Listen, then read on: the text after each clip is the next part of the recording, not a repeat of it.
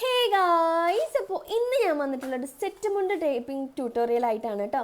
സെറ്റും മുണ്ടും വേഷ്ടിയും മുണ്ടും നേരിയത് എന്നൊക്കെ പല സ്ഥലങ്ങളിലായിട്ട് പറയലുണ്ട്.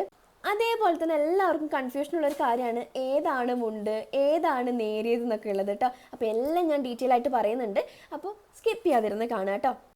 വീതി കുറഞ്ഞതും നീളം കൂടിയതായിട്ടുള്ളതാണ് നമ്മുടെ നേരിയത് എന്ന് പറയുന്നത് കേട്ടോ. അതായത് നമ്മൾ ചെസ്റ്റ് പ്ലീറ്റ്സ് ഒക്കെ എടുക്കുന്നത്. അതേപോലെ തന്നെ വീതി കൂടിയതും നീളം കുറഞ്ഞതായിട്ടുള്ളതാണ് നമ്മളെ മുണ്ട് എന്ന് പറയുന്നത് കേട്ടോ. കൺഫ്യൂഷൻ മാറിയെന്ന് വിചാരിക്കുന്നു. വീഡിയോയിൽ കാണിക്കുന്ന പോലെ തന്നെ ചെയ്ത് നോക്കുക. ഈ ഒരു മെത്തേഡ് ഭയങ്കര ഈസി ആയിട്ടുള്ളൊരു മെത്തേഡാണ് കേട്ടോ. അപ്പോൾ നമുക്ക് എങ്ങനെയാണ് മുണ്ട് കൊടുക്കുന്നതെന്ന് നോക്കാം കേട്ടോ. നമ്മുടെ ലെഫ്റ്റ് സൈഡിൽ നിന്ന് ടക്കിൻ ചെയ്ത് തുടങ്ങുക.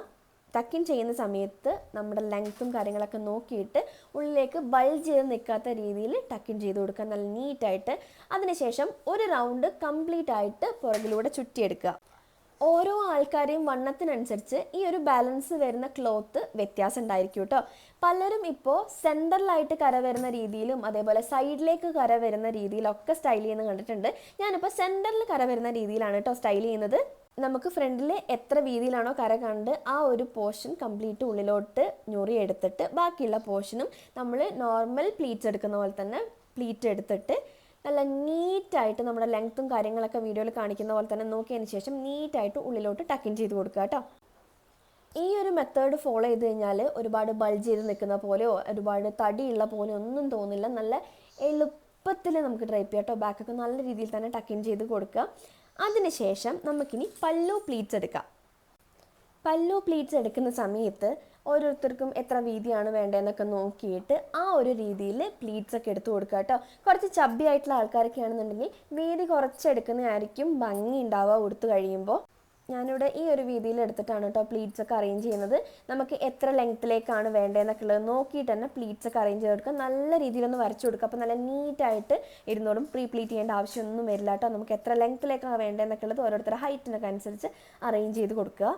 പ്ലീറ്റ്സ് അറേഞ്ച് ചെയ്തതിന് ശേഷം ഷോൾഡറിൽ പിൻ ചെയ്യുന്നതിൻ്റെ മുന്നേ ആയിട്ട് നമ്മുടെ ഫ്രണ്ടിലേക്ക് വരുന്ന പോർഷൻ ഉണ്ടല്ലോ, ആ പോർഷൻ ഒരു റൗണ്ട് ബാക്കിലോട്ട് ചുറ്റിയെടുക്കുക.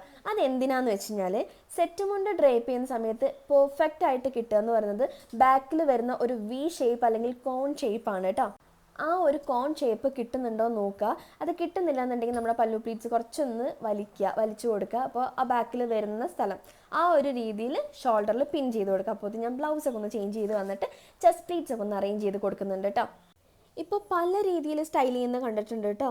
എങ്ങനെയാണെന്ന് വെച്ച് കഴിഞ്ഞാൽ നമ്മുടെ ഫ്രണ്ടിലെ കസവിൻ്റെ മുകളിലേക്കായിട്ട് പിൻ ചെയ്യുന്നതും അതേപോലെ തന്നെ ഫ്രണ്ടിലെ കസവിൻ്റെ ഞൊറീൻ്റെ അടിയിലേക്ക് വെച്ചിട്ട് കസവ് പിൻ ചെയ്ത് കൊടുക്കുന്നതൊക്കെ കണ്ടിട്ടുണ്ട് കേട്ടോ. ഇത് ഈ ഒരു കാണിക്കുന്ന പോലെ. പക്ഷേ എനിക്ക് കൂടുതലും ഈ ഒരു പഴയ സ്റ്റൈലാണ് ഇഷ്ടം. ഞാൻ അങ്ങനെയാണ് ചെയ്യുന്നത്. ഇതാണ് നമ്മുടെ ഫൈനൽ ലുക്ക് എന്ന് പറയുന്നത്. ഭയങ്കര ക്യാരി ചെയ്യാൻ എളുപ്പമാണ്, അതുപോലെ ഈസി ടു ഡ്രൈപ്പാണ്. ഇങ്ങനെ പറയുമ്പോൾ കുറച്ച് ലാഗ് ആവുന്നുണ്ടെങ്കിലും കൊടുത്ത് കഴിയുമ്പോൾ നല്ല എളുപ്പമാണ് കേട്ടോ. ഇതാണ് എനിക്ക് കുറച്ചുകൂടി ഇപ്പോൾ എളുപ്പം സാരീനേക്കാളും. അപ്പോൾ ഫൈനൽ ലുക്ക് എങ്ങനെ ഉണ്ടെന്നുള്ളത് കമൻറ്റ് ചെയ്യാൻ മറക്കരുത്.